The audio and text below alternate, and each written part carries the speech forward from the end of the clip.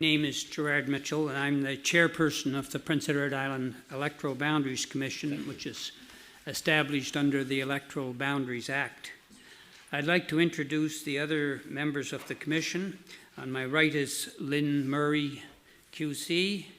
On my immediate left is Elmer McDonald, and on my far left is Libby Shaw. The other member of the commission is Kerry Carpenter, and she's going to be joining us by Skype. Not all commissioners can attend every meeting, but we proceed as long as we have at least 3. I'm going to make just a few opening remarks, then give you, the members of the public, the opportunity to make submissions, ask questions, state your views. We're here very much to seek your input and your advice.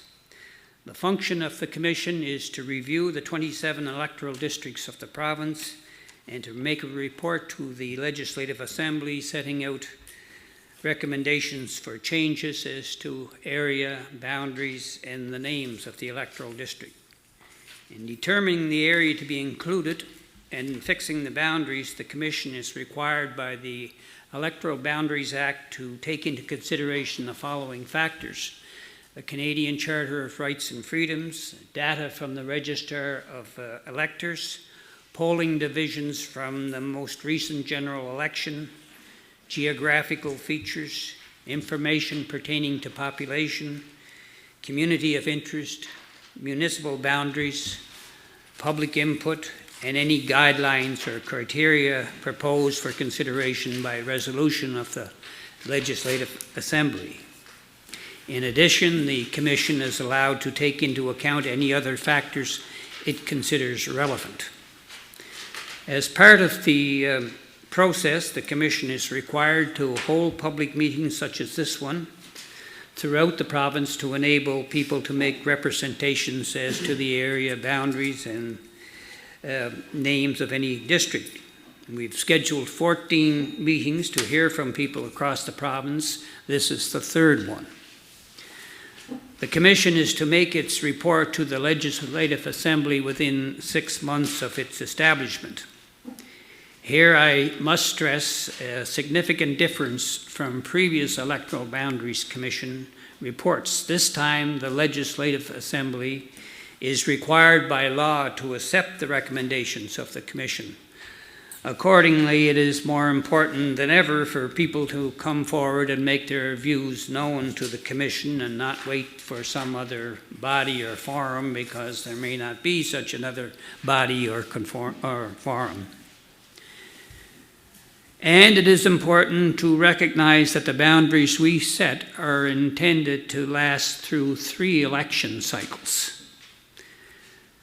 The Commission has no authority to add to or subtract from the number of districts. That stays at 27. We are concerned only with the areas, boundaries, and names of the 27 existing districts. We have no mandate beyond that. As you can see, the Commission has brought 3 maps to this meeting. One showing the present boundaries of the 27 districts. The other 2 are examples of what the 27 districts could possibly look like, given there's clearly a need to make some changes. The 2 sample maps are intended only to engage discussion at these public meetings. Neither of the sample maps has been decided on or adopted by the Commission. A final map might and probably will look quite different. The colored districts on the 2 sample maps are the possible new districts. The heavy black outline is an outlay of the existing districts so that you can more easily see how the districts were adjusted. When I finish my remarks, I think we will take a break so that we can examine the sample maps more closely. Change to the boundaries are necessary because some districts are presently far too large and others are far too small in terms of the numbers of electors in them. Presently, we have around 100,000 registered electors in the province, and if we were to make all districts equal, each would have about 3,700. The average number of voters is important because the discretion of the Commission is somewhat constrained by the Canadian Charter of Rights and Freedoms and the Electoral Boundaries Act. The Charter, which is the supreme law of the land, requires that any deviations from the average must be justified on the ground that such deviation contributes to the better government of the population as a whole, given due weight to regional issues within the population. The Electoral Boundaries Act, on the other side, provides that no district can be above or below the average by more than 25%. At present, 3 districts are more than 25% above or below the average, 5 more are over 20%, 4 more are over 15%, and 1 more is over 10%. So that means at least 13 districts could easily be considered as currently too big or too small. Keep in mind that the Supreme Court of Canada has decided that the only variances allowable in the context of electoral boundaries are those that can be justified in the name of more effective representation for the population as a whole. Voter parity is of prime importance, but the Supreme Court has also acknowledged it is not the only factor to be taken into account. Effective representation is the overall goal, and it cannot be achieved without taking into account countervailing factors such as geography, municipal boundaries, population growth and decline, community history, community of interest, group identity, minority language, and cultural representation. Numbers are important in establishing electoral boundaries, but establishing electoral boundaries is not simply a numbers exercise. At the end of the day, the goal is effective representation. There may well be factors that justify some departure from strict parity. Now, I propose that we take a break and have a look at the maps. And I want to tell you that these maps are available online, and they can be in PDF, and they can be downloaded so that you can look at them more closely at home and expand them if you wish. So the other thing I want to do now is introduce our mapper, Terry Scott, who is here with us. And if you ask him, he can show you how a district would look if the boundaries were moved somewhat this way or that way. And he can do this for you tonight.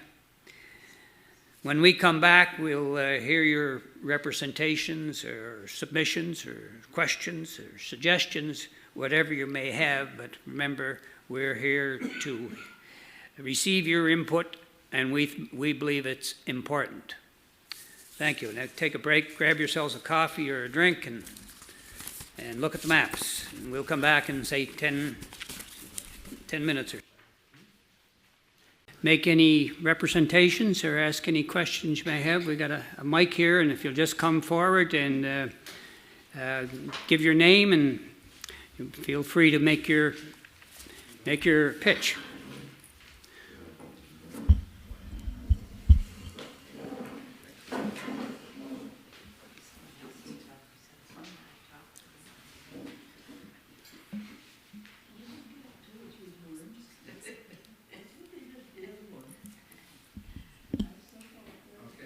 There she goes.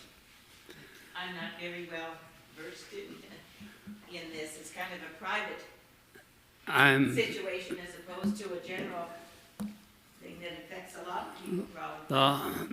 The whole thing is made up of a lot of people with private issues, so let's hear them anyway. Okay. I'm Sally Ann Webster, and we live on Highway 2. I lost it altogether, did I, when I pulled it? Sorry about that. My school teacher voice, you'd probably hear me without it. We live on Highway number 2, east of Kensington, the last house in Prince County. Norborough is the community, and Norborough ends just west of the Grames Road. Okay? For years, as long as I can remember, since we were married, 55 years ago, we have voted in District 19. Used to be that we could vote in Freetown, and then we had to go to North Bedeck in recent years for voting in provincial elections. Our neighbors just west of us have been in District 20. Our neighbors behind us on what I think is just on, I think it's only on the west side of the county line, have been in District 20. There are only a few of us right along the county on Highway 2 that have been voting in that district of 19. So we come to Kensington. If we're coming, our children came to this school. If we go to a community school, whatever, and the things that happen in this immediate area, which are affected by provincial government, whatever, our watershed area and so on, all are part of 20. So based on what I saw on, I think, map 3.1, it places us in 20, if I'm correct, and this is the one that is here on this screen. So we're only two of the people that are affected that are here tonight, my husband and I, but through the years our neighbors were, they've felt the same way. Well, why do we have to go way over to North Bedeck or be part of that other area? So neighborhood our neighborhood associates more with Kensington. Yes. It doesn't mean that we don't go to Concora sometimes or Borden, but it does make more sense for us to be part of this envelope here. Now, because 20 goes now into more of the Freetown area, probably, is it? Does that go? Is it going? It may or may not affect, be the right thing for them. I'm not speaking for them, but I do like the idea that we are in 20, that you brought the boundary to the east to include us. So, thank you. I have to remind you, though, that those are sample maps. Nothing's, yeah. Yeah, you cut off some of the bottom as long as you leave us. Leave it where we are. Okay. Thank you. Someone else?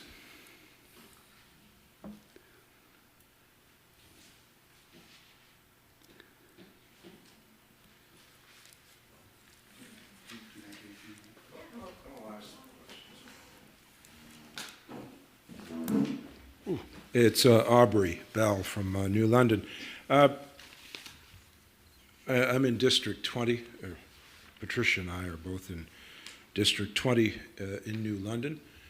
And it looks as if we won't change at all.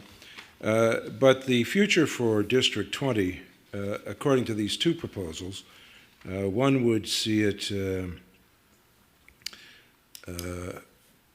the new population would be about 3,500, and in the other proposal it would be about 3,800. It's difficult to tell.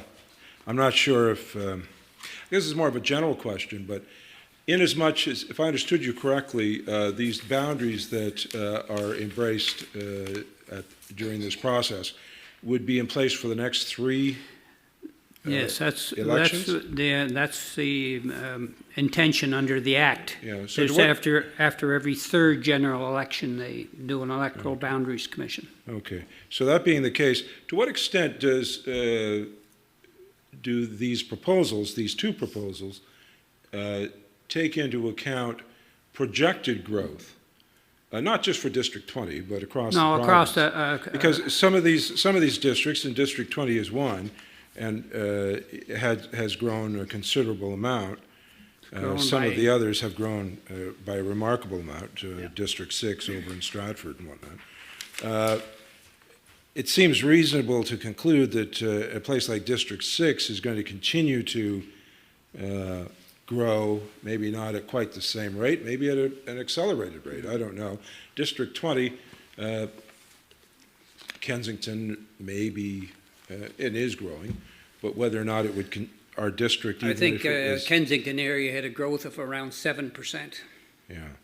So anyway, so a general question would be, to what extent are either of these proposals or both of these proposed boundaries take into account an estimate or a guess as to what future growth is likely to be? They probably don't take very much yet, but that's one of the things that we have to consider before doing a final map. That projected growth of the population is an important factor, and we'll have to leave room, it seems to me, in some districts for that projected growth. Yeah. And that's going to cause other districts to, of course, to change too, because we only got 27 seats, and we have to start with 27 and end with 27, so when you change one, you've got a domino effect, and you've got to pretty well change them all. Yeah. And then the other question is I might as well put it on the record, the one that we spoke about briefly a few moments ago, and that is, it's been much in the news lately, this concern that the rural areas of Prince Edward Island are losing representation, in part because they're losing population. And so much of the decision-making is done in Charlottetown and to a lesser extent in Summerside. To what extent is the committee, in your estimation, sensitive to that mood that's out there, that there's this rural alienation, and can that be addressed, or is it even part of your thinking in this process? Well, we certainly hear it, because we turn on the radio, you get it nearly every day, and it does come into play because there is a rural section of the island and a urbanized section of the island. Most of the population most of the ground is rather rural, but at least half the population is now urbanized. And yes, we have to be sensitive, because we're talking again about effective representation and not just about numbers.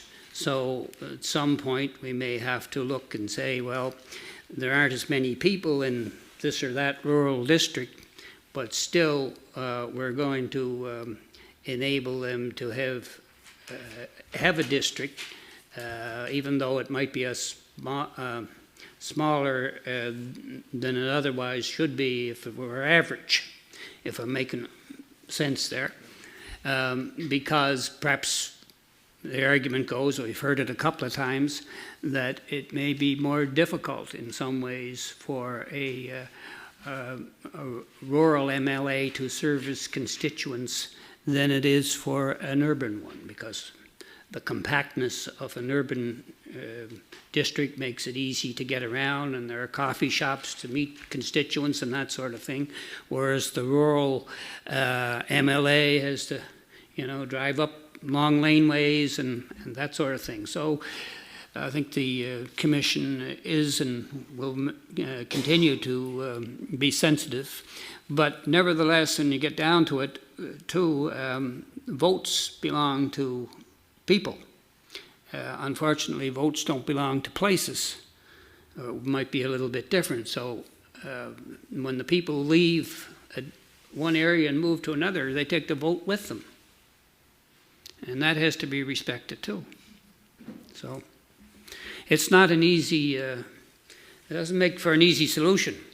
Oh, I didn't mean to suggest I envied what you were doing. No, I know. I take it.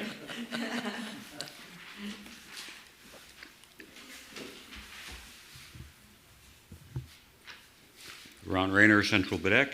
A lot of discussion here on District 20, and although it doesn't pertain to me, when I'm looking through the numbers, I see with your new revamping, with your version 1 compared to the original now, you're taking District 20 from the highest, 4,479 people, down to the very lowest, the 3,538. That's quite a discrepancy. And Wilmot is the big area that's being taken and putting over into 20. So that's quite a change from 44 to 35. So, thank you. Yeah. And you were telling us on our map while you're at it, we have no 17 on one of those, was it? Yes. Yeah. Oh, yeah, we've got two Yeah. District 16 Two 16s, but no 17. on Just version on the- 1.1. Yeah. There's no 8 on one, No. no number 8.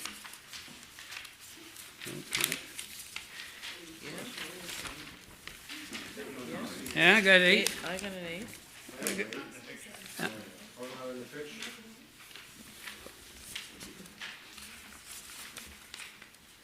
Oh, Oh, there's no 8 on, yeah. there's no 8 number on version 1.1. Oh, I see, yeah. So, Yeah, yeah, it's on Yeah. the inset. yeah. Because it's an urban district. In 1.1. Oh, right. See, 1.1, that map is, it's made an urban district. That's the area of Hillsborough Village in Charlottetown, which is now part of District 8. Which runs out to Grand Target. Exactly, yeah. On the 1.1 map, it was 3.1 that we had up there earlier. On the 1.1 map, Kensington is still in it, is it? Yes. But then we wouldn't be. Is that right?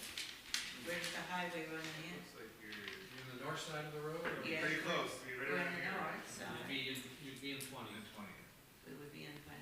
Just over the line. So is that for sure that we're gonna be in 20? Nothing's for sure. We're just dealing with sample maps here, so. So what is your timeline on?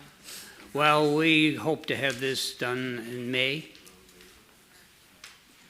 So will we get a chance to see the final version Before?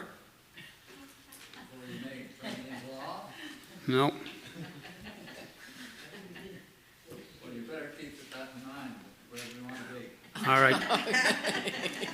Where's that? I wrote it down. His name is, it's Mr. Webster. Mr. Laurie Webster.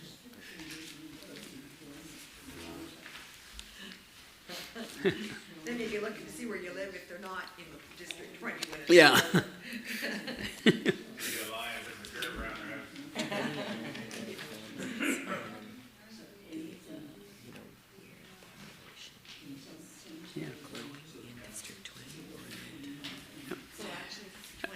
We have a question here. Where do any of you think that the population is growing in 19 and 20? Are there growth areas? I know over a period of years, Kensington area grew by, I think it was 7%, but I don't know where that growth is, or is it continuing, or? I think what took place, yes, Kensington's up 7%, but a lot of that, there's been 104 new senior duplexes built in the last 7 years or so. Okay. So that they're coming from the rural areas, so they're coming from outside and moving to town. I really don't think the population is changing much. The 7% has increased in Kensington, but if you looked on the outskirts, they've just moved in. So it took place. Oh, okay. So the 7% increase has been at the expense of the rural communities, then, you're saying? And with District 19, I don't see any growth in that area other than in Borden. And I picked this up at the school meetings where Borden say now they have 100, 150 people more than they had 2 or 3 years ago. With the McCain plant now coming back in line, or the building, and the Bay people and the hip people coming, so Borden is seeing the growth. Kincor is not, other than a few houses, but that is definitely not. And the rural areas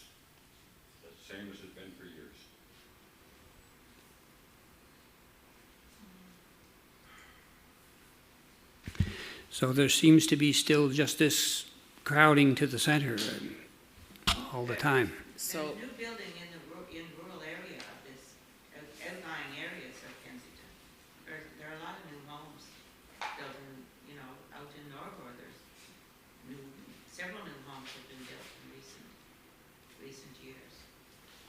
so, I think there's a lot of new building out our way too, but it's mostly vacation homes, isn't it? It's not full-time residents, so when you see the, sort of the bigger, newer houses coming up, it's all people from away who are Yeah. building vacation homes. So these, for the most part, probably wouldn't be registered electors. A lot of them aren't even Canadian, I Yeah. would say a lot of people are from the States in our area. It's an astounding number of people Yeah. in the summer. So in a district like 20, if this was redone 3 elections ago, what percentage has it gone up or down in You got that? since the last time it was redrawn? That Yeah, should well, show us the history of growth or We'll tell you that in a second.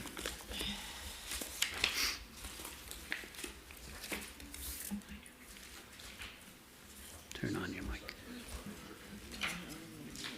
It's this one here. okay. So 20 is, it was redone before 2007? Is that right? Or it was done in 2004? 2004. Yeah. So in 2004, District 20 had 3,955 electors. And in 2007, which would be the first year under the new District 20, it had 4,363 voters. And currently, it is 4,479. Right? Yeah. Yeah. So that's about 500-600. And I'm guessing though, just from my district at the end, you have the Fergie subdivision, Woodridge subdivision on the right with the mini home park. That has probably increased a couple hundred in there since this has happened. And that's Since part of this- Summerside, That's part of District 20 right now. but it's part of, it's the municipal boundaries of Summerside. That's right, yeah. I'm guessing that's where the numbers are coming from. Okay. Okay.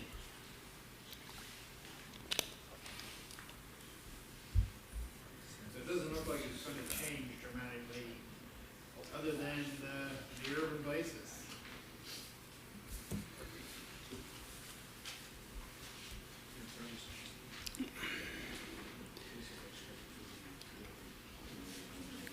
Yeah.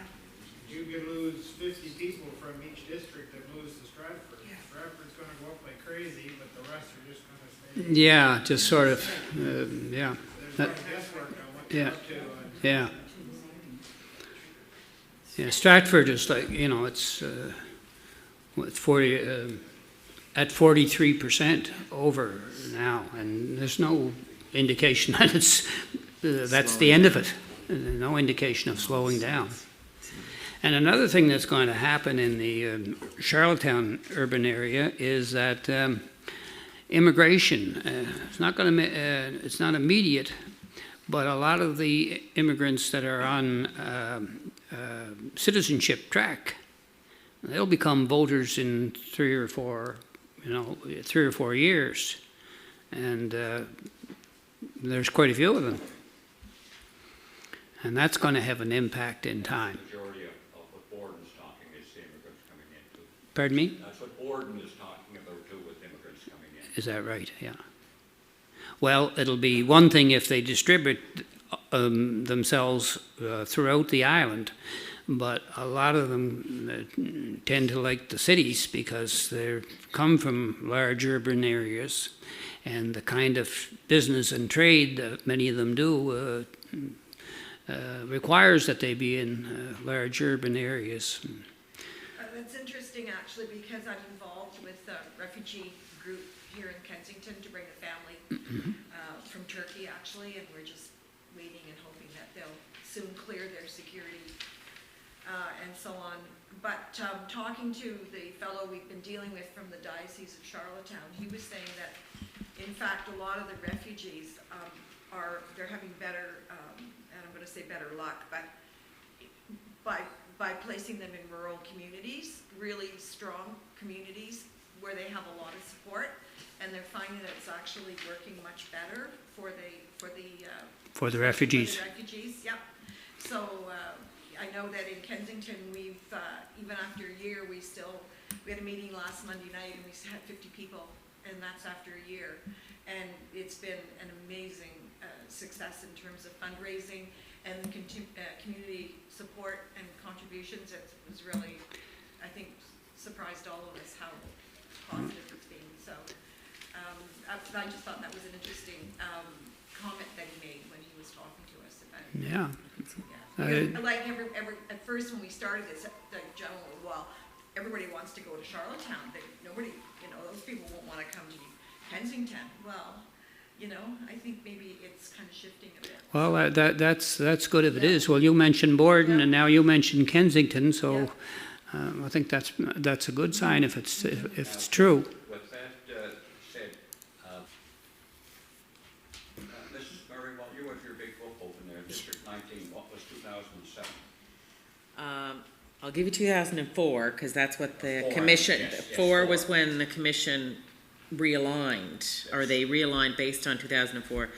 3709 was the electors in 2004, 4206 in 2007, and 4,063 in 2016.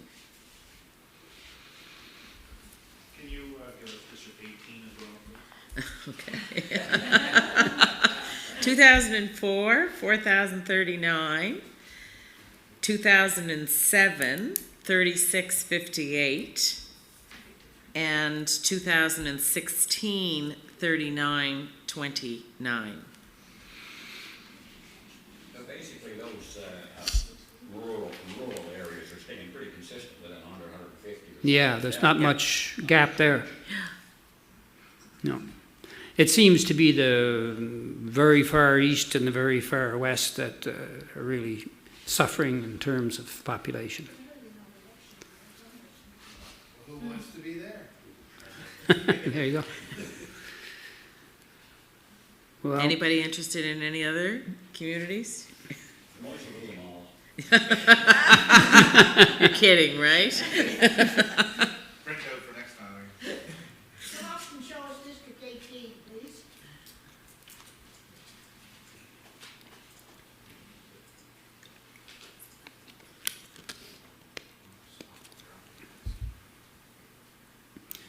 District 18. Rustico? Yeah, he's going to come there in a minute, I think. Here he is. That's Rustico? Yeah, Yeah. Brad Trevor's district, I think. So I'm assuming you see the whole district or a certain area. Oh, you're going across the Rattenberry Road up there, right? Yeah, here you go. Get me down into the south, on the Reach River.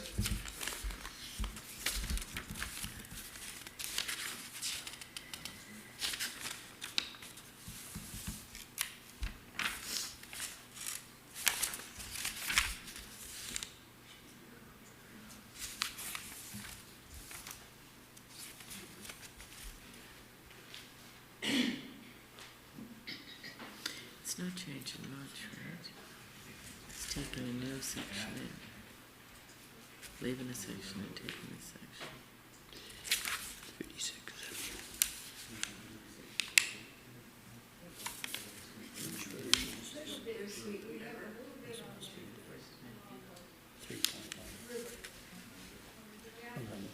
Terry, is this 3.1? Okay. Yes, by all means. You want me to zoom into an area a little more too? No, you're doing fine. I just gotta know where I keep going back this way.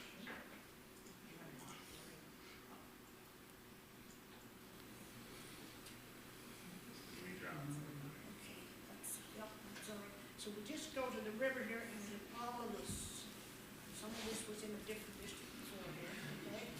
That's okay, that's okay.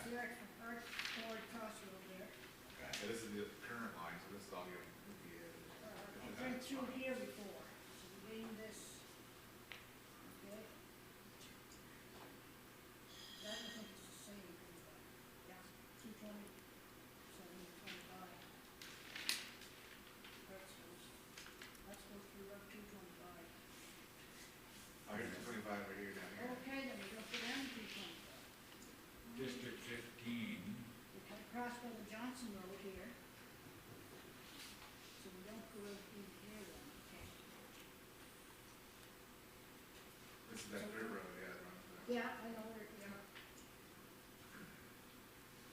I know the roads, I've gone through this district 40 times. So according to this, District 15 would be coming into District 18, but the way I'm looking at that, under this, under these requirements. Yes. Yes. Okay. These districts in Charlottetown, how many members are there? Charlottetown? You mean what districts are in Charlottetown? Well, a lot of the districts look very much to me as if you're gonna have to, because it's a small area, and a rural area could have half as many, as far as I'm concerned. Because you're gonna get the concentration of all your members in Charlottetown and Somerset. And the rural areas are gonna be not very represented. Okay, so then That's we the would problem be we're going having to here with the schools. So that's 119 are going into there. 20 up there. So I think, he's asking how many members in Charlottetown, so I think that is, Charlottetown is,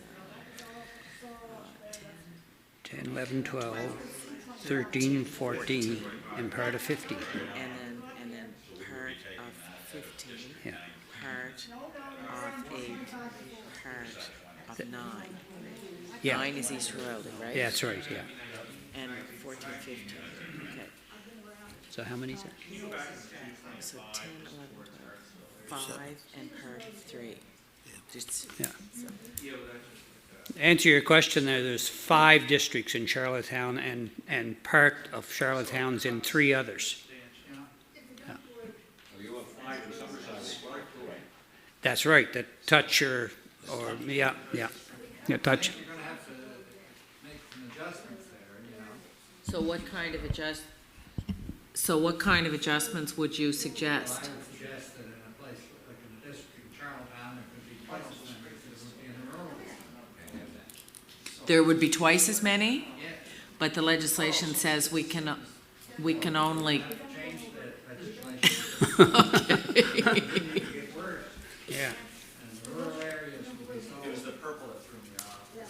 100% below the sad situation. That hurt me. There's 5 actual seats in Charlottetown, with 3 of them. Yeah. Okay, I guess what we want to do is, we're sort of talking back and forth here, but so that we can use what you have to say at a later time, we're better to get you on the mic when you speak, because we want to know who said what. So when you speak, come up to the mic.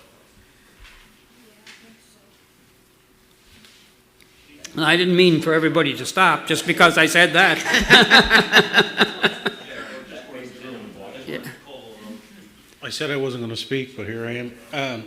This is just more of a generic. Name, Matthew McKay, sorry. Yeah. MLA of Kensington. More just a generic statement for all districts.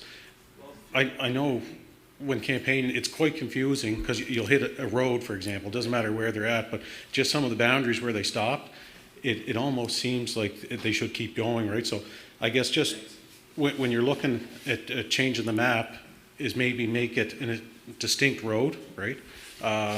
And I can't think of, well, I'll use Grange Road, for example, right? So District 18 has part of it, I have part of it, but it's where it stops. It didn't take the whole road, and one person, Emily's got one side, the other person's got the other side. It kind of stopped right in the middle. So, and I think that's what this couple is facing too. It just kind of gets confusing, because coming on the end, you were hitting on doors and you weren't even in your district. Even your, That's right. don't want to do that. No, and anyway, just a generic statement for every district. Thank you.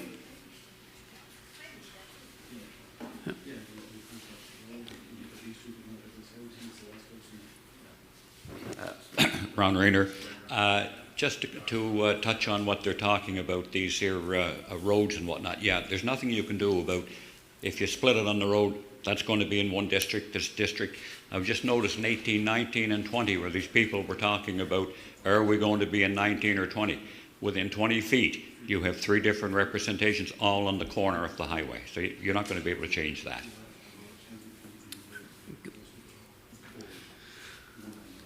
Did you want to make your point on the mic?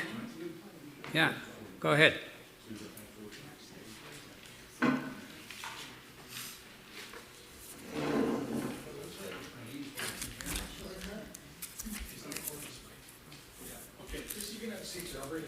Sit down, sir.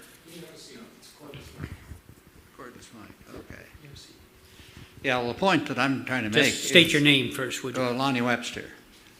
And the point that I'm making is the fact that it's only going to get worse. We're having the problem here now with the schools, and rural representation is, you know, they're not happy. They want to concentrate everything in Charlottetown, principally, probably some in Summerside, and the rural areas are, the population is increasing undoubtedly in the Charlottetown area, and you got to make some adjustments here in the respect that Charlottetown will have to take probably twice as many in a district as in a rural area. That makes sense to me, but probably don't make sense to anybody else. Anybody else want to mic? Thank you, Mr. Webster.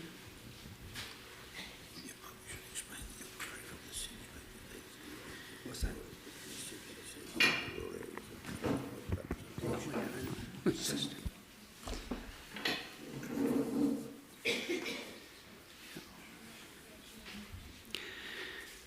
Anybody have anything further? We still got lots of time.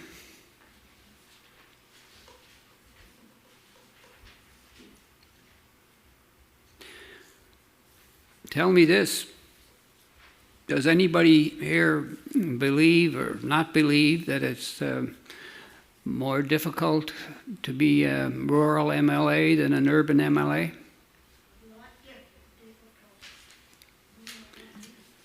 I wouldn't put the member on the spot. No, it is, because it's more driving around. You come and tell us that. Okay, I'm going to tell you. I'm Gloria Houston in District 18, and our district is so big, even though it's only got 3,600 or 3,700 members to vote, it's pretty near impossible for your delegate, the person that's going around, to cover it all in the 28 days that there is to vote. Because you can't go back. If you go into this house today, they're not home, there's no way you're going to get back. Because there's miles and miles of stuff. That's campaigning just before you go. Yeah. But what about on a day-to-day basis? You know, when you serve your constituents, they call you up, they want to go see you, or they want you to do something. Is it harder? Well, they're going to have 20 kilometers to go anyways, instead of 10 blocks. And if it's a dirt road, it's going to be even harder. You're Are there right. any of those left? Yes, there is. There is in District 18. Okay. I know, I've been on it. Well, you got to tell us all this stuff because it's important, I think. I'll be honest, I'd probably rather be a rural MLA than a city MLA. You know, I know for the most part, everybody in the district, you meet them in the street, you call them by the first name. In Charlottetown, I find it would be so condensed, you wouldn't get to know your constituents. Quite often, I have people come to my house, or they'll pick up the phone. Instead of meeting them at the office, you go to their house and have a coffee with them, right? So, truthfully, I don't mind being a rural MLA that way, just because you seem to get to know your constituents a little better than you probably would in the city. As far as getting things done, you know, it might be a little harder in rural areas, just because it's a different demographic, right? You know, when you're talking roads or so forth, because you're not in a municipality. So that might, you know, be a little harder on a rural MLA, but other than that, I don't mind it. You'd have to do more travel, though, would you not? Yeah, you certainly do more travel, but, you know, at the end of the day, we have a $300 a month travel allowance that we keep track of. I'll be honest that, you know, most months you go through the 300, but you wouldn't go through a lot more than that, you know, because a lot of times, like today, for example, I met 4 different people today, so you just one house to the next and away you go. So you kind of pick your days when you do it and just be smart how you do it. Thank you. Just before you leave, perhaps I can ask you a question. Sure. In the city, you've got municipal councillors and that are looking after some of their constituents' needs.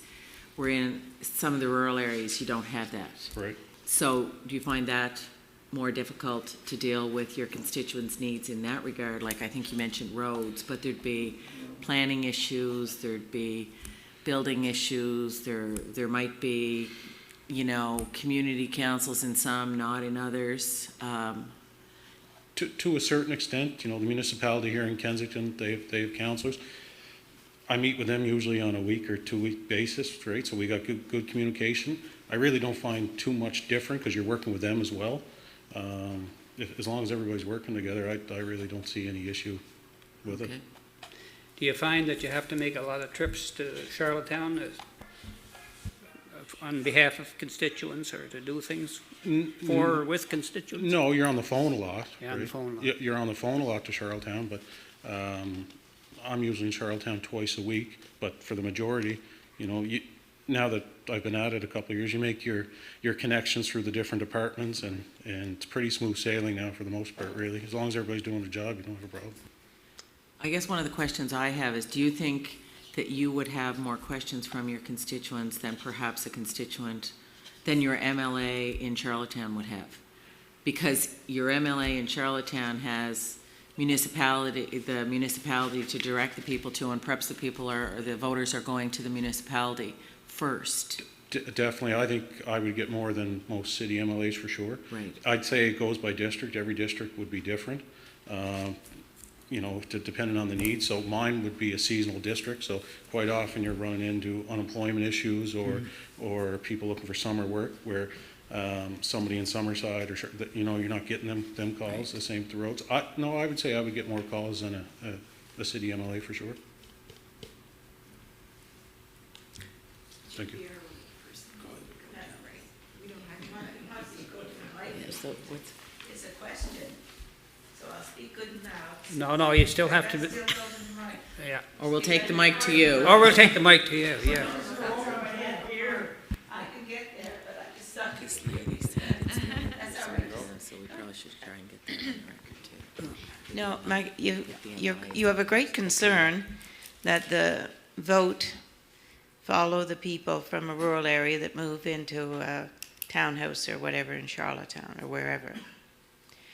How does, in terms of statistics, what is the percentage of votes of all those eligible to vote of an urban area as compared to those who live in rural PEI?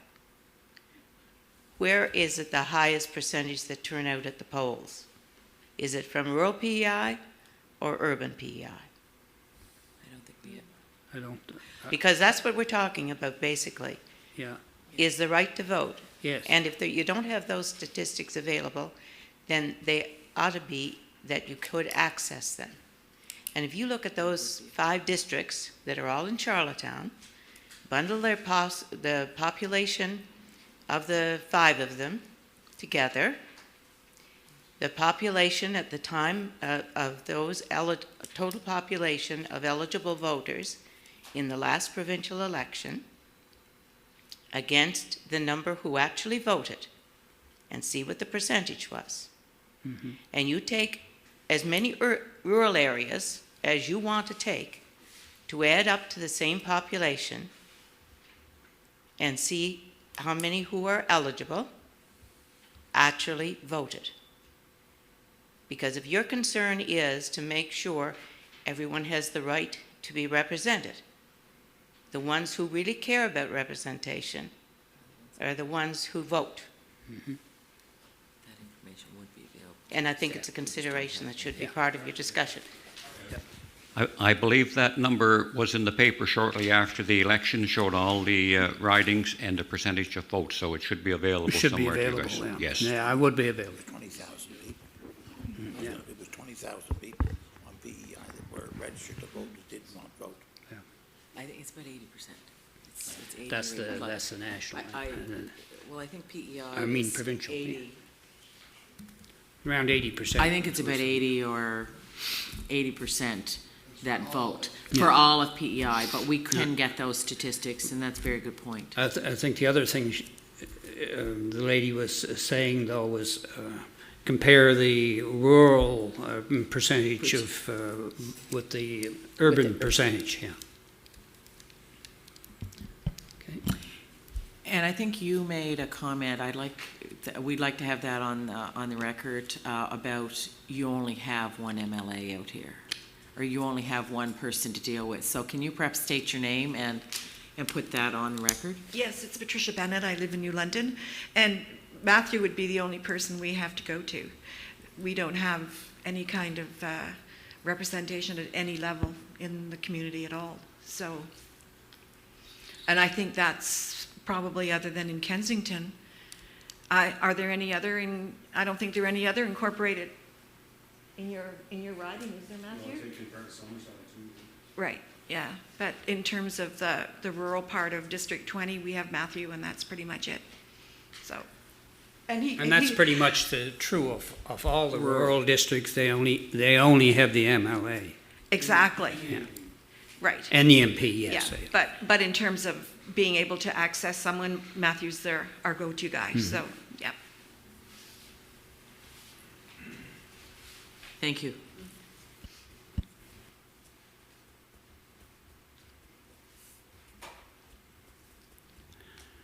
Are we done? Any other questions? Comments? Statements? Suggestions? I mean, this has been good so far. It's been one of the more interactive sessions we've had. Councillor Hittable, I'm going to make a comment. I was at your third meeting in Summerside, and I said that I would be coming to a second meeting when you guys had your feet under you. I'm very impressed. This meeting tonight, those maps we didn't have before. We did have that, but we didn't know it was accessible. And Ms. Murray has the numbers that if we want them, you've got them. I think you're very well prepared. Thank you. Thank you. Thank you. And we'll have the statistics the next time. Yep. Well, thank you all for coming. We appreciate your participation. And that's what we hope for in these public meetings, that we'll have participation. And I felt we had that tonight, even though the crowd is still not huge, but it's better. I'm surprised I'm going to be packed. Well, this is packed as far as we're concerned. So